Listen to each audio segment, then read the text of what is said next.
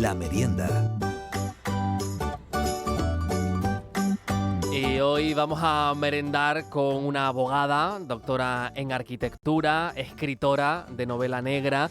También fue política, siempre vinculada a la cultura, una merienda muy enriquecedora. Vamos a saludar a Dulce Serac Pérez, que ya nos acompaña en el estudio de la radio pública. Dulce, muy buenas tardes. Hola, muy buenas tardes, ¿qué tal? ¿Cómo estás? Gracias por venir. Muchas gracias a ustedes y si empiezo a toser, por favor, no me lo tengan en cuenta. Tengo una bronquitis aguda terminando, pero ya no toso mucho, pero cuando me da por toser no paro, o sea que lo advierto por si acaso. Tú tranquila, Dulce, tienes agüita por ahí, creo, Sí.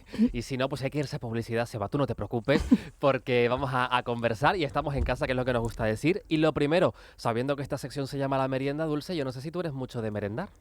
Pues mira, no he almorzado, así que hoy sí que voy a merendar porque tengo un hambre. La verdad es que ya no soy mucho de merendar, pero sí era muchísimo de merendar de pequeñita. ¿Y qué Y merendabas? pues, bueno, me gustaban muchísimo las galletas estas María redondas con mantequilla. Qué rico. Y con café con leche. ¿Y las mojabas, no? Porque yo creo que... Por supuesto que, bueno, ahora lo pienso y me derrito. ¿Y qué más? Bueno, y depende del sitio donde estuviéramos, como éramos muchas primas, a veces íbamos a casa de una tía o de la otra, pues una hacía rosquetes, otra hacía bizcochón, otra hacía no sé qué, y lo que había. Pero ya es que se une el almuerzo con la merienda y es no sé, no es ni un tardeo, porque es antes de... Esto ya de la vida adulta y el corre-corre, no es lo que imaginábamos, cuando correteábamos De pequeño chiquitinitos. nos No es lo que engañaron. nos contaron, Esto es así. Sí. Porque cuando esa Dulce chiquitita que estaba en casa de sus primos comiendo rosquetes, ¿qué se imaginaba que iba a ser de mayor? Pues mira, yo tenía un problema porque yo todos los días cambiaba de profesión, como has visto al presentarme, que soy varias cosas, ¿no? Pues yo un día quería ser pintora, el otro día quería ser política, el otro día quería ser escritora, después quería ser médico, después quería construir cosas, abrir un supermercado, montar unas olimpiadas, o sea, tú no te puedes ni imaginar. Me llamaban Antoñita la Fantástica. Y mi madre se decía, pero tienes que decidirte por algo, porque es que además fui creciendo y fue a peor, ¿no? Y que vas a llegar a la universidad y ¿qué vas a hacer? Y entonces, bueno, pues elegí en el último minuto. Me gustaba mucho el derecho político, digamos las relaciones internacionales políticas, pero aquí no había en Canarias y entonces al final digo, mira, pues derecho, porque hablando con unos y con otros me dijeron, mira, el derecho da para muchísimo, lo regula todo, cualquier materia tiene que ver con alguna ley y luego ya cuando acabes derecho ya verás lo que haces, ¿no? Y bueno, la verdad es que fue un buen consejo que recibí y que me ha servido muchísimo, ¿no? No solamente en España, sino en el mundo entero. La verdad es que el derecho sirve para todo. ¿Te gustó? ¿Te gustó estudiarlo? ¿Te gustó ese proceso también? Porque claro, es denso, eso sí. Sí, bueno, a mí la verdad es que sí me gustó bastante. No todas las asignaturas, porque habían algunas rarísimas como derecho natural que no entendías para qué eran. Ahora sí lo entiendo, ¿no? O por ejemplo el derecho romano, que yo lo consideraba un derecho muy arcaico, ¿no? Sin embargo, luego cuando tuve que salir a trabajar como abogada fuera, a países como Corea o Polonia o Alemania, me di cuenta de que, o China incluso, de que el derecho romano es el derecho del que se crean luego todos los derechos del mundo. Entonces todas las convenciones internacionales, todos los grandes tratados europeos, etcétera, están basados en el derecho romano. Y entonces te es muchísimo más fácil cuando desde pequeña sabes de dónde viene cada ley, ¿no? Porque los códigos civiles y mercantiles, etcétera, son muy parecidos en todos lados. Y me ha supuesto como encontrarme como en un lenguaje bastante universal en el que es fácil llegar a acuerdos, ¿no? O sea, no es como hablar alemán y hablar español, sino que es una rama del latín que tú te encuentras hasta en Corea, lo traduce y dice, claro, normal, esto para llegar a un acuerdo hace falta dos.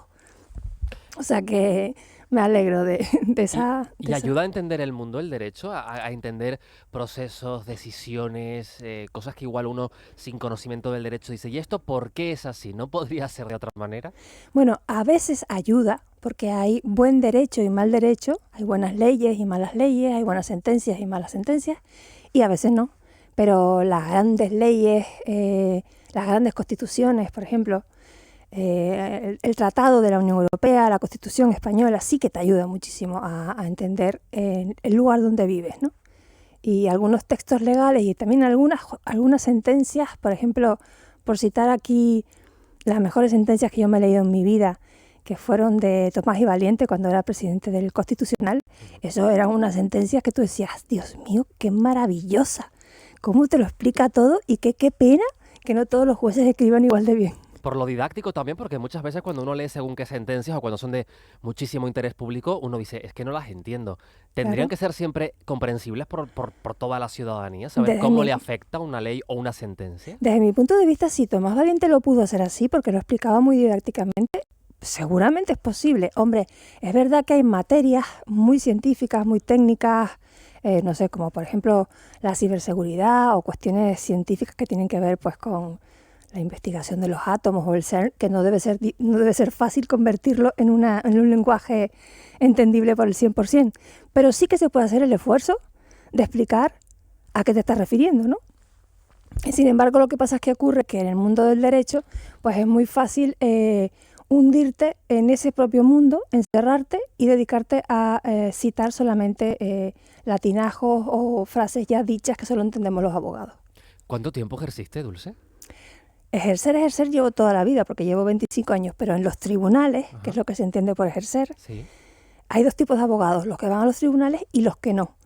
En los tribunales estuve 2 o 3 años, me pareció el peor sistema que funcionaba en España, el peor sistema público, y entonces salté a una rama del derecho, que es el mercantil, fundamentalmente, y el de contratos, que es una rama del derecho que se vive en privado, o sea, donde tú lo que haces es asesorar a privados para que lleguen a acuerdos, desacuerdos, revisas contratos, pones en marcha documentos que son legales, pero que no tienen por qué llegar a los tribunales.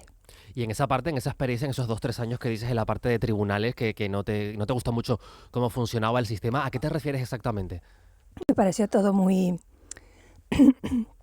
muy antiguo, muy poco adaptado a la realidad. Imagínate ahora, o sea, si antes me parecía inadaptado y ahora no ha cambiado, pues imagínate, ¿no? Me pareció que la gente era muy vulnerable cuando llegaba al sistema judicial, que había muchos inocentes en la cárcel y había muchos culpables que nunca pisaban un juzgado. Y por eso decidí dejarlo, porque no era lo mío, no lo veía una cosa transparente, clara, justa, ¿no? Por desgracia, ¿no? O sea, no digo que todo sea así, pero los pocos juzgados que yo me encontré eran bastante oscuros, o sea, difíciles de saber de verdad si se estaba haciendo todo lo que se podía por saber cuál era la verdad o no. ¿Y lo sigues sosteniendo? Sí, lo sigo sosteniendo. Creo que además el mundo se ha especializado muchísimo y los jueces no se pueden especializar tanto. Entonces hay materias de las que tiene que dictar una sentencia un señor o una señora que no saben nada de esa materia. Y tú te das cuenta, porque en algunas cosas que me ha pasado a mí, de materias en las que yo sí domino, que tú dices lo que le pasa al pobre hombre, al pobre juez, es que no sabe de lo que está hablando. ¿Y por dónde pasarían las soluciones? ¿Por mayor formación o mayor asesoramiento? No sé qué se podría plantear. Pues yo creo que desde luego mayor especialización, mayor asesoramiento desde fuera, no juzgar, fíjate lo que te estoy diciendo, el juez no debe juzgar, debe saber escuchar muy bien y debe rodearse de gente que sepa más que él en la materia, porque si no puede cometer injusticias. No siempre, digamos que el sentido común es suficiente para entender lo complicado del mundo de hoy, ¿no? Entonces tienes que informarte mucho, tienes que leerte muy bien las cosas, no puedes leer, como decimos nosotros los abogados, no, yo lo leo de cruzado, lo leo así, esquina, no. Hay cosas que no valen, porque se está jugando la gente ir a la cárcel o no, ¿no? Y se está jugando la gente, pues, el trabajo de muchos años o no. Y bueno, hay de todo, por supuesto, conozco a jueces buenísimos y que se preocupan muchísimo por ser justos y se preparan muchísimo, pero también conozco todo lo contrario. Estamos conversando con Dulce Serac, entre otras muchas cosas, como decimos, abogada. Ya nos contaba al principio que de niña ya le gustaban muchas cosas y muchas a la vez. Y también nos decía que de adulta, pues, esto siguió siendo así. No sé qué llega antes, Dulce, si el doctorado en arquitectura o lo de ser política. Lo de ser política me venía a la sangre, ¿sabes? Eso llegó antes del derecho. ¿Cómo va esto entonces? Pues mira, yo tenía bueno, mis dos abuelos, los dos estaban en los dos bandos de la guerra, aunque vivían uno en la calle enfrente de la otra. Y digamos que las familias se conocían, pero a uno le dijeron tú pa' Burgos, al bando de Franco, y al otro, como era socialista, pues lo putearon bastante durante la guerra y después de la guerra, ¿no? Entonces, cuando mi padre, que tenía 8 hermanos del bando socialista, iba a la tienda de mi madre, que se la dieron a mi abuela por ser del bando de Franco, a buscar, pues yo qué sé, arroz, con la cartilla de racionamiento, mi padre enamoró a mi madre para que le diera un poquito más porque ellos eran muchos en casa, ¿no? Le daban más caramelos, más café, más, yo qué sé, lo que había cada día. Entonces, a raíz de ahí, luego vino la democracia y me acuerdo que mis dos abuelos, pues nada, se dieron las manos, se casaron mis padres, de eso no me acuerdo, me lo contaron después. Decidieron nunca más hablar de política ni de fútbol y luego me acuerdo el día del golpe de Estado que yo estaba con mi abuelo paterno, el socialista, y me acuerdo que estábamos viendo la tele y estaba la carta de ajuste y me dijo, tú no te preocupes, que lo que yo pasé, tú no lo vas a pasar. Y al ratito pues salió el rey dándole. Entonces yo ese día dije, yo quiero ser política. Yo quiero ser valiente como Suárez y como todos los que dieron la talla aquel día. Y entonces me metí, bueno, me fui a afiliar a los 15 años, me dijeron que no, tuve 3 años esperando. ¿A los 15 años querías afiliarte ya? Sí. Ajá. Y nada, siempre era delegada de curso y tal. Pero nada, todo aquel empeño ya se me pasó. Hace mucho tiempo que dejé la política, hace 14 años que me fui.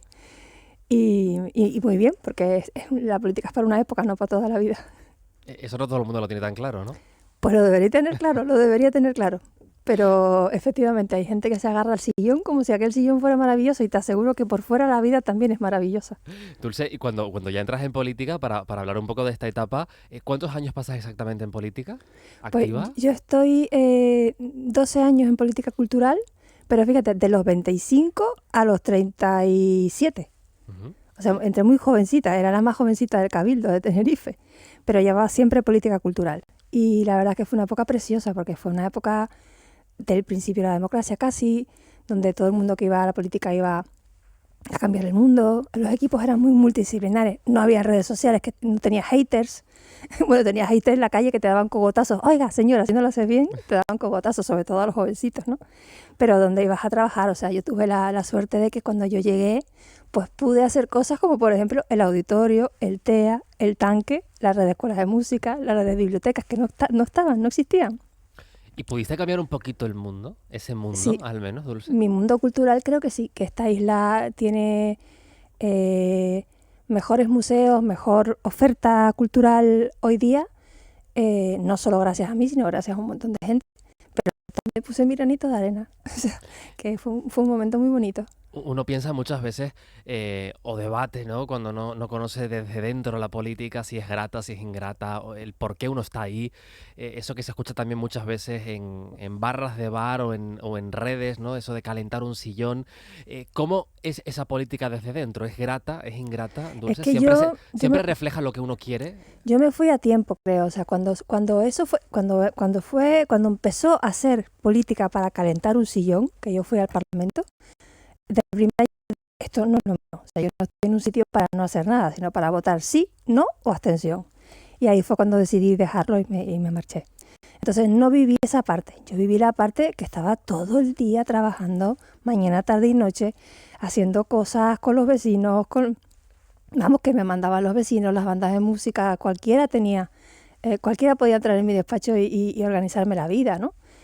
Y por tanto la política chunga, aunque sí estuve dentro de esos 4 años de parlamentaria y sé lo que se hace en la política de hoy, porque estuve dentro y he estado fuera, pero tuve la suerte de no vivirla tan gravemente, porque mi parte además era una parte muy bonita, que era la cultura. Desde fuera ahora, ¿cómo se ven las cosas? Por ejemplo, en ese parlamento, uno lo ve desde fuera.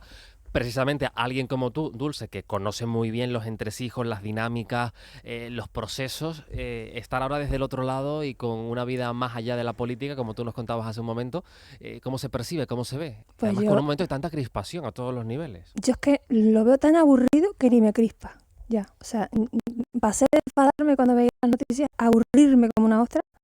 ¿Estás inmunizada? Veo gente que estaba sentada en el mismo sillón al lado mío hace 14 años que todavía sigue allí, que sigue haciendo lo mismo.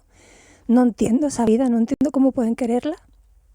Y por salud mental he dejado de ver las noticias, solo a lo mejor escucho 5 minutos de radio por la mañana para ver cómo va el mundo y si ha pasado algo muy, muy extraordinario, pero ya no leo ya no soy capaz de aguantar una sesión parlamentaria ni de Canarias ni de España y no sé, del resto del mundo, no sé, por curiosidad a lo mejor sí me iría a una a Japón, pero vamos, por curiosidad.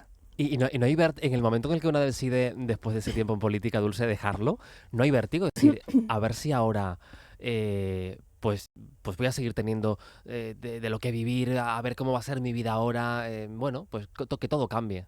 A ver, es dejar un trabajo en el que llevas muchos años, claro, hay un riesgo, pero no tenía miedo porque yo venía de lo privado, estuve en lo público y siempre supe desde el principio que la política no era para toda la vida, o sea, que tenía que irme y además tenía la conciencia que tenía que irme pronto, porque si no, sí es verdad que no me iba a poder adaptar al nuevo derecho, a las nuevas cosas que quería hacer, al doctorado en arquitectura que hice después de irme y a todas las cosas nuevas que el mundo estaba poniendo en marcha en la parte privada y que yo no me quería perder, porque si estás en un lado no puedes estar en el otro.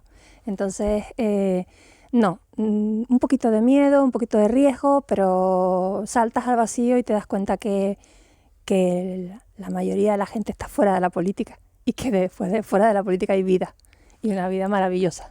Eso alguno tendría que ponérselo en un post-it al salir de casa y recordarlo, ¿no? Sí. O en la puerta del despacho, que Sí. esto pasa mucho. Y cuando sales de la política, Dulce, llega el doctorado en arquitectura, que también te rondaba la cabeza entonces. Bueno, sí, me fui a vivir a Madrid porque es verdad que cuando sales de la política estás como muy marcada, ¿no? Tienes como un sello puesto. Es como si hubieras ido a los campos de concentración de Auschwitz. Esta fue política, o sea, apartarla. En los tuyos y los de no tuyos. Entonces me fui a Madrid a vivir, estuve 2 años o 3 allí, saqué el doctorado en la Universidad Europea de Madrid, empecé a dar clases en la Universidad Europea de Madrid y en ese momento fue cuando se abrió la Universidad Europea de aquí y vine aquí y estuve dando clases en la Rotava 4 o 5 años y al mismo tiempo pues fui montando mi propia empresa, teniendo mis clientes privados y volviéndome a poner al día en las partes más profesionales. Y lo más bonito de todo que me permitió dejar la política, porque claro, la política mía, la de cultura, era no solo estar en los actos y momentos, digamos, solemnes, sino que yo además iba a todos los actos culturales. O sea, imagínate, los conciertos de música, los de niños, los de las escuelas de música, los de las bibliotecas, los de la orquesta, o sea, estaba todo el día del lingo al tango. Y eso me impedía hacer una de las cosas que ahora me apasionan más, que es escribir novelas negras, que siempre me gustó también. Y ahora hablaremos de esa otra parte porque estamos recorriendo los capítulos de esa vida profesional. Has mencionado una cosa que me parece muy curiosa al dejar la política, esa etiqueta. ¿Tarda mucho en quitarse, Dulce? Pues mira, sí. Vinculada a un grupo político, Sí. que además, pues eso, al final, aunque lo dejes, te pueden seguir diciendo, tú eres la de. Sí. De hecho, todavía tengo el San Benito. Estaba contándole a tus compañeros aquí en Tenerife antes que yo tengo 2 tweets que son trending topic, ya había dejado la política hace años, y en uno fue que me puse unas botas Moschino porque llovió, y puse un tweet, por fin me puedo estrenar mis botas Moschino, que me las había comprado 2 años antes en Milán, de rebaja a 50 euros. Salió en toda España. ¿Y por qué? Porque luego hubo una tormenta, y entonces yo presumía de mis botas Moschino mientras la gente se ahogaba. Y ese fue el trending topic.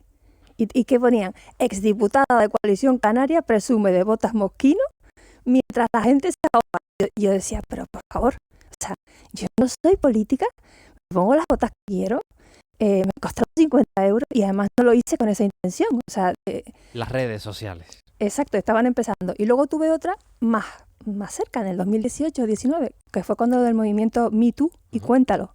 Y lo único que dije fue, qué suerte, yo todavía no lo puedo contar. Bueno, pues se montó otra igual. Ese tuit salió una jueza diciendo, ella no lo puede contar, pero todos sabemos quién es. Y bueno, se montó una en la cuarta, la sexta, me querían entrevistar en todos lados. Y yo ya hacía como 8 años que había dejado la política. O sea que sí, es una cosa que te persigue siempre. Y ahora lo que me pasa, por ejemplo, venía con un taxi y me decía, su cara me suena, ¿es de la tele? Y yo, no sé, no sé, no le voy a decir que fui política porque me niego. Te preguntan, ¿no? A ver qué te parece todo lo que está pasando en tantos lugares. Sí, sí. Dulce, has mencionado ese tuit del 2018. Sí me gustaría poner en contexto que en ese movimiento del Me Too, una ola de denuncias públicas de mujeres que habían sufrido algún tipo de abuso, agresión sexual o de poder por parte de compañeros o superiores, tú compartes que también te ha ocurrido a ti. Sí, sí, me cerró muchas puertas, me vetó para muchos cargos, me tropecé más veces de lo debido con los techos de cristal y todos fueron por ese machismo que había antes, que afortunadamente creo que en política ya queda menos, aunque todavía no existe una igualdad real. ¿Y confías en que se haga justicia? Sin entrar en más detalles, porque... No, para nada, fue hace muchísimos años. Mi propio partido me dijo, vete a los tribunales, y yo les dije, pero ustedes son tontos, hace 20 años. Hace 20 años que tenían que haberse dado cuenta de quién era esa persona, cómo era, y haberla puesto en su lugar. Porque no me pasó a mí solo, pasó a muchas Eso te iba a preguntar, chicas. digo, ¿te llegaron casos de personas que intuían o sabían quién podía ser para decir, también me pasó a mí, Sí, Me sí, Too? varias, bastante. Eso ocurría en el 2018, ha llegado luego después en el 2019, bueno, 18 y 19 también, esas manifestaciones del 8M multitudinarias. Esto está ayudando también, Dulce, a cambiar la visión en la que se afrontan estos casos, que hace 20 años pues imperaba el silencio, no quedaba otra.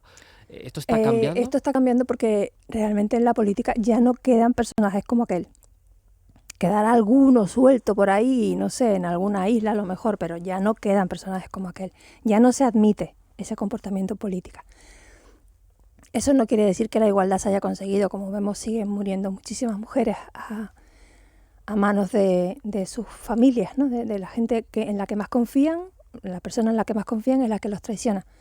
Pero independientemente de la violencia de género, hay muchos aspectos de la vida en los cuales la igualdad que todos creemos que ha llegado, no ha llegado. Por ejemplo, en la literatura, ¿no? Es una cuestión como la cultura, no ha llegado a la igualdad. Y tú dices, pero ¿cómo puede ser que no haya llegado después de 40 años de democracia? Pues no ha llegado, porque hay muchas inercias. Todas esas inercias que hay que seguir rompiendo, no hay que dar nada por hecho, como decimos, y lo que queda también en quienes, pues en un momento dado, sin pretenderlo, pueden ser cómplices o aliados, ¿verdad, Dulce? Para acompañar, no cuestionar. Esto también es un camino que se está haciendo. Explícame, ¿en qué sentido te refieres a cómplices? Eh, ¿Cómplices del malo o de la buena? Cómplices del malo o aliadas de la buena, Vale. en el sentido de gente que sabe que está ocurriendo Mira, ni lo abuso uno y guardan silencio. ni lo uno ni lo otro. O sea, sí tuve cómplices masculinos, pero no llegaban a entender del todo que el problema no éramos nosotras, que el problema eran sus colegas, cómo se portaban. Entonces, el problema es que se entendía la vida de otra manera. Es un proceso que entiendo que haya tenido que ser tan largo. Me alegro de que las cosas hayan ido cambiando y de que sigan cambiando. Y es un tema que no quiero insistir mucho porque creo que es un proceso mental. Y tampoco el feminismo radical que hemos tenido últimamente en España nos beneficia a las que creemos en la igualdad real, ¿no? O sea, a mí me interesan los datos, ¿sabes? O sea, ¿cuántas mujeres ganan el premio Nobel de literatura? ¿Cuántas mujeres ganan el premio Cervantes de literatura? ¿Cuánto cobran las que ganan, las que escriben hombres y mujeres en determinados editoriales? Y que no haya trato desigual. Entonces, cada una en su sector. Hablo de la literatura como podría hablar de la música, ¿no? En la música está totalmente superado, aunque sin embargo, claro, los directores de orquesta son mayoritariamente masculinos. O sea, son cosas superadas, pero que no hemos llegado todavía a decir la primera directora de orquesta de Tenerife, la primera presidenta del gobierno de Canarias. No hemos llegado todavía hasta ahí. Si hablamos de la escritura, que también lo controlas muy bien en primera persona, te apasiona la novela negra, escribes novela negra, ¿verdad? Te preguntamos por esos títulos. Se va rompiendo también porque hasta hace nada, pues son los hombres en general quienes escriben novela negra en concreto. Sí, de hecho ahora hay muchísimas mujeres que escriben novela negra, pero por ejemplo en Canarias la única que tiene un personaje de novela negra donde la detective o policía es mujer, soy yo. Tengo amigas escritoras como Janet Acosta, que tiene una serie de novela negra, pero su personaje principal es masculino. Y por citarte dos, ¿no? Tengo otras amigas que hacen thriller y la mala es femenino, y eso también es innovador, ¿no? Y ahora hay mucho más de todo, ahora escriben mucho más las mujeres, escriben mejor, venden más, pero siguen cobrando menos, siguen ganando menos premios, siguen teniendo tiradas menores, aunque es un mundo que está en revolución total, como todo el mundo de la cultura y de la creatividad. ¿Y cuándo nace María Ancheta? Bueno, pues María Ancheta nació en 2013. Bueno, realmente María Ancheta nació en el viaje que fui con el gobierno de Canarias a Sao Paulo para celebrar el 450 aniversario de la fundación de esa ciudad brasileña por el padre Ancheta. Entonces ahí descubrí, yo sabía que Ancheta era importante, pero cuando llegué a Brasil ahí descubrí lo importante que era un señor como Leonardo da Vinci, o sea, un señor del Renacimiento. Y ahí fue cuando dije, voy a crear un personaje cuando deje la política y le voy a dedicar el nombre al padre Ancheta. Y entonces se llama María Ancheta por eso. Y los dos vienen del País Vasco, en la ficción y en la realidad, y llegan a la laguna y uno se va a Brasil a fundar ciudades y a hacer gramáticas como la gramática tupí y a buscar el entendimiento con los pueblos indígenas, y la otra es una Policía Nacional de España que no pretende hacer sino su labor lo mejor posible. Y han venido ya varios libros, ¿no? Sí, ya tengo 4 publicados y estoy acabando, espero acabar el 5º este año. Voy a ver si los digo bien. Robo en Sao Paulo en 2014, asesinato en una playa de Londres en el 2015, secuestro en Hong Kong en el 19 o muerte en la Bienal de Venecia en el 2022. Sí. Y ahora espero que algo así será como Maldad en Fuerteventura en 2024. Porque está cocinándose, ¿no? Entonces. Sí, me he ido varias veces a Fuerteventura porque me gusta ir a los sitios donde pasan las novelas, a estar unos cuantos días allí para pasear por los lugares donde ocurren las cosas. Y la tengo bastante encaminada. ¿Y cómo es este proceso, Dulce? Por ejemplo, contabas que haces ese viaje, ¿no? A Sao Paulo, pero cuando llegas a Londres, Hong Kong o Venecia, ¿tú tienes una idea del lugar y lo visitas? ¿O es al revés, que tú de repente estás, paseando por Venecia y dices, aquí va a transcurrir la siguiente novela?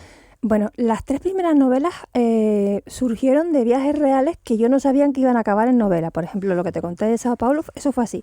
Luego la de Londres, que realmente no ocurre en Londres, porque se llama Asesinato en una playa de Londres y se refiere a una playa de Tenerife, que es donde vienen todos los de Londres, al sur. Entonces, realmente es un asesinato en una playa del sur de Tenerife. En esa novela también hay un viaje que fue real y que yo viví, que fue el viaje de los reyes de España, Juan Carlos y Sofía, cuando vinieron por todas las Islas Canarias, con muchos motivos para superar, me parece que celebrábamos los 20 años de democracia, y también se abría la Bienal de Arte, Arquitectura y Paisaje de Canarias, y entonces pues inauguraron la Casa de los Coroneles, inauguraron una exposición aquí en la Casa de la Recoba, hicimos una cena, que es la que sale en la novela, una cena en Presidencia, donde ocurre una cosa que ocurrió en la vida real. Lo dejo ahí, que lo lea la gente, con un ministro y con un puro, y creo que además es genial porque todos los que lo vivieron, que lo han leído, me han dicho que es que fue así. Y luego la tercera novela en Hong Kong fue que mi marido fue invitado a dar clases en la Universidad de Hong Kong, y de paso me invitaron a mí a dar algunas charlas en Derecho para explicarles lo del derecho romano a la gente de tal. Total, que me voy para allá y allí no había nadie en clase de Derecho. Estaban todos en las manifestaciones del lazo amarillo y de la independencia de Hong Kong y tal, y los de arquitectura estaban todos de clase, pero iban a dormir a las manifestaciones. Y yo pues nada, me fui con los alumnos de Derecho y me viví todas aquellas manifestaciones, y de ahí surgió la novela, ¿no? De ahí surgió un viaje ya no a Hong Kong, sino al centro de China, a Guangzhou y a Shanghai y a Suzhou, y fui a todos los sitios que menciono en las novelas. Y ya la cuarta fue totalmente diferente. La cuarta es la de Venecia, y esto fue por una casualidad ligada al COVID, que total que me invitan los de la Bienal de Venecia y, oye, ¿por qué no escribes una cosa sobre la Bienal de Venecia, pero con tus personajes, pero mientras se está montando una Bienal? O sea, que la parte del montaje de la Bienal sea real, pero luego tú te inventes la trama. Y allí me fui, estuve 2 meses viviendo en Venecia. Además me sorprendió porque me lo pagó el ministerio y yo no me lo podía creer, la alegría que tenía. Yo no sabía que habían ayudas para eso hasta el 2022. Y así fue como la novela surgió. Y luego la que estoy escribiendo ahora, de Fuerteventura, es porque todos los veranos los paso allí. Y digo, le debo una novela a Fuerteventura entera. Que lleva esperando 4 libros. Sí, sí, sí, sí, sí, sí, sí. Y bueno, este viaje, este proceso también literario que te hace disfrutar, entiendo, porque te permite conocer no solamente lugares, sino pues esa manifestación de los lazos amarillos que nos contabas, pero otras tantas historias, ¿no? Un Sí, poco claro, te ¿sabes? conviertes en guardiana, mochilera, también exploradora. No, me convierto en periodista un poco, me convierto en cronista. Por ejemplo, yo me acuerdo que a mí me llamaban los periódicos de aquí cuando las manifestaciones de Hong Kong, para que yo se las explicara, porque claro, allí no habían enviados especiales. Estaba yo, nada más. Entonces, me acuerdo entrar varias veces en el diario de avisos y en el día para explicar qué es lo que estaba pasando en Hong Kong, que habían desaparecido editores. También fui a Taiwán a las manifestaciones. Todo esto tengo que decir que gracias a las ayudas de Proexca, porque Proexca de Canarias tiene unas ayudas a la expansión internacional de las empresas. Entonces, todo esto, por supuesto, no es mi trabajo principal. Mi trabajo principal es del derecho y yo iba a trabajar. Lo que pasa que luego, pues, mis ratitos me los pasaba, pues, en lugar de compras o por ahí, pues me iba a intentar entender qué es lo que estaba pasando, a intentar entender a los estudiantes, a intentar entender a la policía, a los profesores, a los que estaban en un bando, a los que estaban en el otro. Y la verdad es que es súper enriquecedor. Estoy encantada de escribir novela negra porque me permite ser un poco cronista de la realidad del lugar y al mismo tiempo inventarme lo que yo quiera. Eso es lo que te da la novela, la literatura en Sí. este caso, y tendremos que esperar entonces para Fuerteventura unos mesecitos. A ver. En eso estoy. ¿No hay más en mente de momento? Sí. O mientras estás con Fuerteventura tienes unos echados en el hierro. Tengo en todos lados. De hecho, tengo una trilogía pendiente, que es la trilogía de Tenerife, que la quiero escribir también. Pero a mí me gusta mucho viajar, entonces tengo que inventarme viajes, aunque sea a otras islas o a Londres ir y volver o no sé. No me apetece. Porque claro, ¿sabes qué pasa? Cuando yo empecé a escribir, me di cuenta que los delitos ya no eran nacionales, o sea, ya no eran como los de... Eran más como los de James Bond que como los de Hércules Poirot. O sea, ya no ocurre todo en un barco, sino que aquí hay un asesino que mata y luego se va, coge un avión, o bueno, que te voy a contar, que no sepamos por los sucesos que han ocurrido aquí, ¿no? O que... Pero fundamentalmente son delitos que ocurren en varios países a la vez, se deciden en otro país, mandan a alguien aquí, a un matón que los mata. O sea, no son delitos que ocurren en un único lugar. Entonces hace falta policía que esté preparada para que hable varios idiomas, que sepa varios países. Y ese es el tipo de policía que yo quise crear y que luego la propia policía real, que me he ido haciendo amigos de algunos policías, pues me han ido contando que efectivamente esos son los tipos de perfiles que ellos necesitan, porque ya no hay delitos de todo pasó en esta habitación. No, ya no es así. Ahora los delitos son más complicados.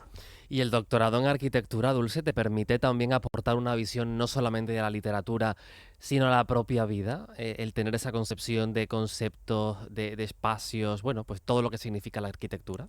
Bueno, la arquitectura es otra parte de la cultura, ¿no? O sea, la literatura es un arte, pues no sé cómo llamarlo, porque visual no es. Bueno, es un arte, el escribir es un arte, pero la arquitectura para mí es el arte visual mayor y más completo y más universal, junto con la música, de todos. O sea, tú la arquitectura la entiendes aquí en Vladivostok, igual que la música. La literatura no, hay que traducirla, tienes que buscar un agente, tienes que entender la cultura, pero la arquitectura que vivimos todos, además, es la única cultura de la que no se pueden hacer los locos los que no les gusta la cultura. La gente dice, no, yo no veo la tele, yo no leo, yo no hago nada de cultura. Perdona, tú pasas por tu ciudad y por lo tanto estás paseando por los restos y la historia del mayor arte visual que tenemos los humanos, que hemos sido capaces de crear los seres humanos, que es las ciudades llenas de edificios bonitos y feos. A mí me interesan los bonitos de calidad y la historia, ¿no? Y eso para mí fue pues un aprendizaje de mi marido, Fernando Menis, ¿no? Que me hizo enamorarme de...